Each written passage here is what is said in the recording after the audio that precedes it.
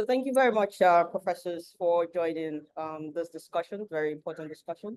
So I'm just going to throw the first round of questions. This is the African edition. So I would like to know how can natural resource law in African countries evolve to address sovereignty challenges in the net zero era while respecting the rights of indigenous and local communities? I'll start with Professor Barton. Thank you.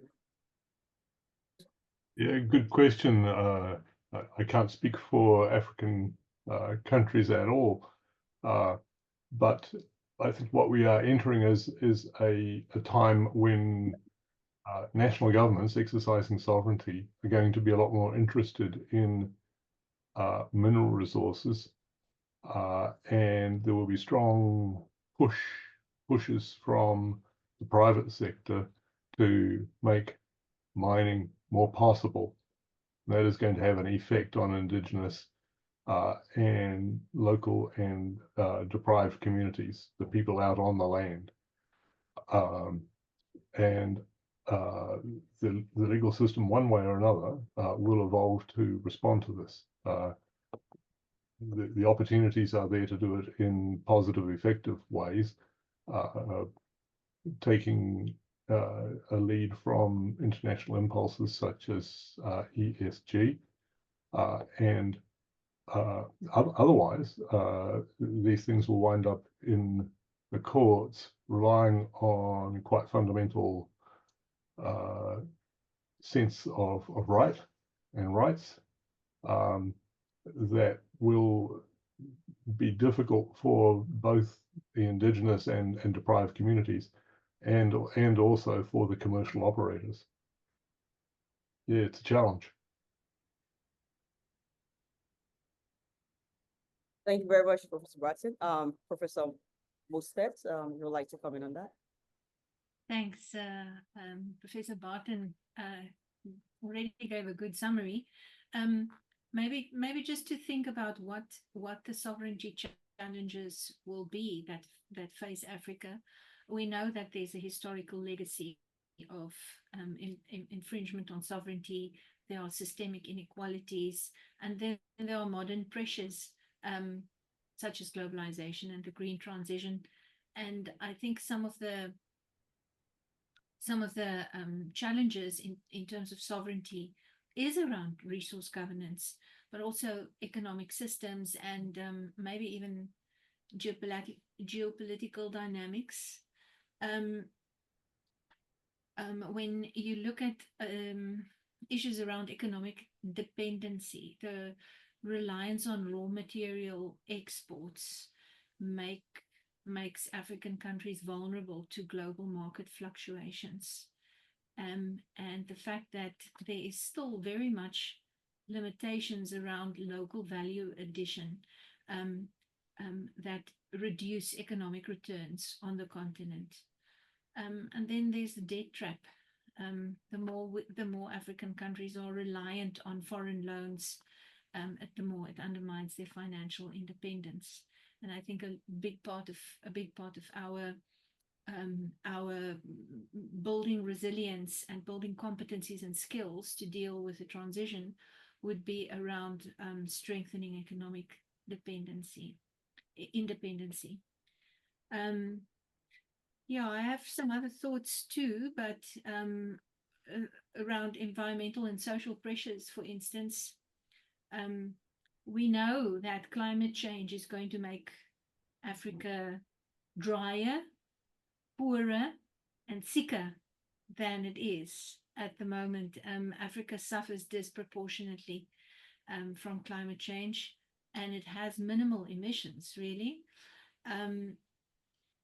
So that is really, I think, an important pressure to take into account, is how to deal with the vulnerabilities on the continent. Yeah, let me pass on to Elena. Thank you very much. Thank you so much, professors. Yeah, I think that what perhaps I could add, you've already encompassed so much in terms of the economy and in terms of the social implications.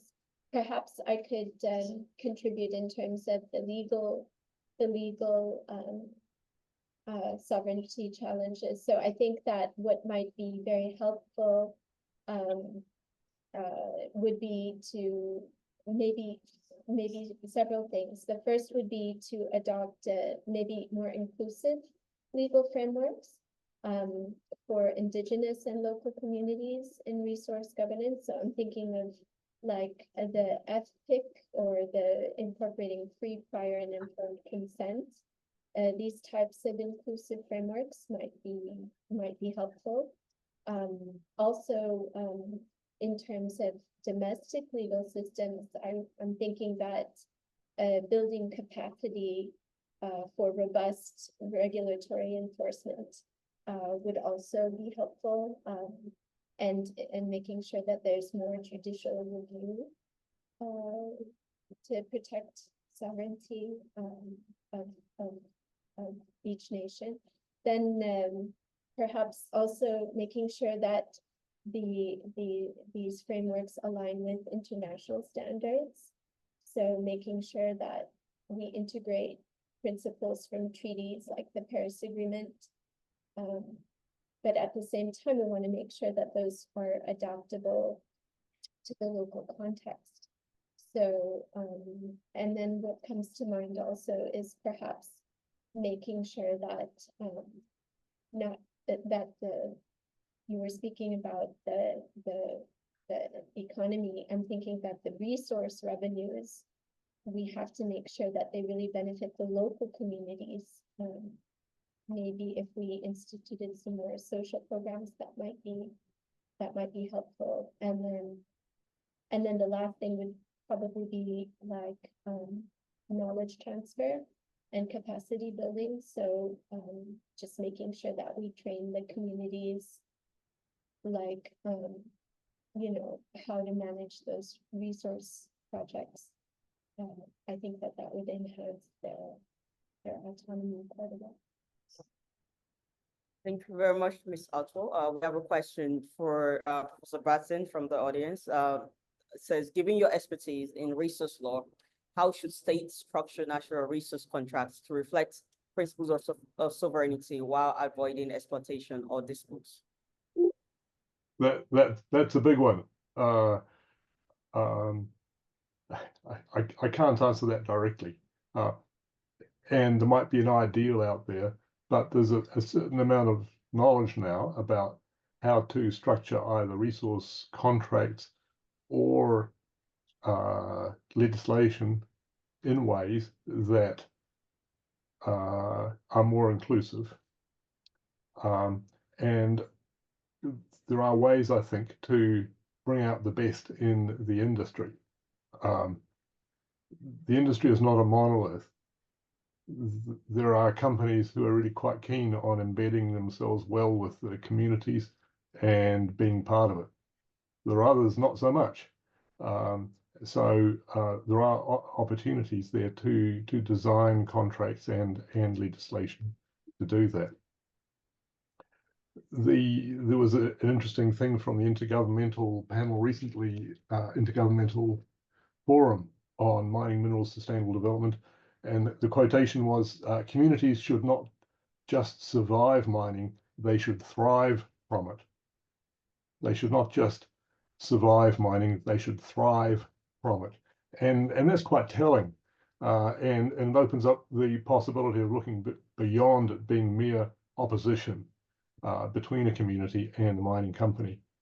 Generally speaking, the mining companies will always be from outside. You know, they've got expertise. There are very few situations where a large project is developed by people from, you know, a company from the area where the mine is. The expertise required will come from all sorts of odd places around the world, so it has to be hosted, and there will be that relationship.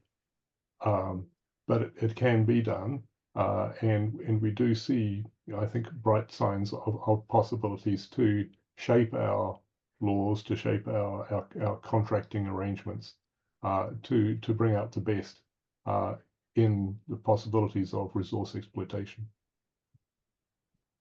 Thank you so much, Professor. So we have a question for Professor Mostert from the audience. Says, consider your work as the DST NRF research chair in mineral law. How can mineral-rich African nations navigate the tension between resource sovereignty and the increasing global demand for energy transition minerals like cobalt and lithium? Thank you. That is also a big question. And in my mind, I'm still responding to Professor Barton's very listenable quote about survival, the different, surviving and thriving. So I'm going to try to weave that in. My gut reaction is that perhaps we should look outside of the law in the space of human development to really understand what we need. And something I've learned in training as an integral coach is that the skills and capabilities you need to survive are not the same as the ones you need to thrive. And that is, I think, something to think about, is if we want our African communities to thrive from the benefits that are yielded by these massive development projects that are also massively encroaching on social and environmental systems. I think importantly is to know what you want. Is to know what you want, not being told that what you must want, but to know what you want for yourself and to have a sense of self and clarity around that, and then to know how to ask for it. And I think that is a very important aspect of the training we can do on the African continent. And that brings me to the question about what the work at the chair. One of the courses that we have in our master's program on the law of extraction and use of mineral and petroleum resources is negotiating extractive agreements, and understanding the policy context is one aspect of it. Being able to draft the contracts is another aspect of it, but being able to negotiate and understanding what value is on the table and how the interests can be augmented and expanded is an important skill to learn if you want to thrive, if you want your communities to thrive. So I think enhancing the negotiation skills of African governments and African communities who are supposed to be benefiting is crucial to this particular moment in which we find ourselves. Who was it that said you should never waste a good crisis? This gives us a chance to actually make something meaningful out of the energy crisis.